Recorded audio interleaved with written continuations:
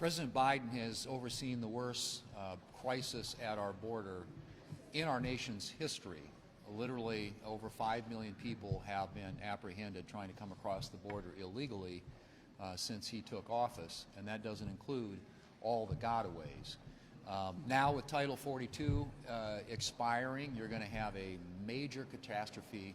It is a crisis entirely of his own making.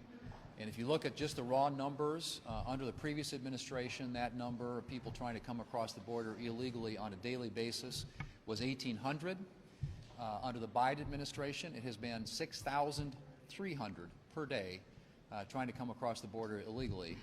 And last weekend, they were saying it was 8,700 up to that number, and they're predicting that it could be up to 13,000 per day when Title 42 is officially off the books.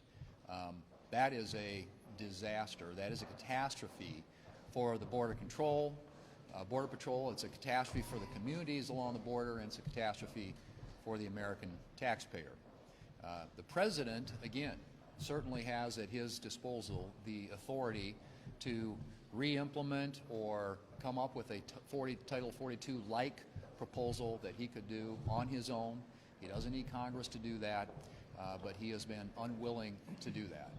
And this is just an example, in my view, of a broader pattern of areas where the President has failed to step up to the plate. First being the no plan to withdraw from Afghanistan, no plan to deal with the effects of spending and inflation and higher interest rates.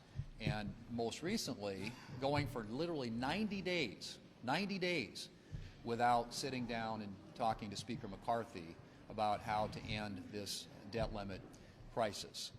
The President, when he was a senator, was opposed to raising the debt limit, and he described it as being an utter disregard for our financial future. So he had a very different view when he was a member of the United States Senate, and now he wants to do this without any discussion or conversation about how we might achieve some spending reform, some budgetary restraints that would do something about the debt. This is a crisis of his own making, and if in fact the country goes over the cliff, he will be the first president to preside over a default of our American government. And I certainly hope he comes to his senses. He's got time to do that.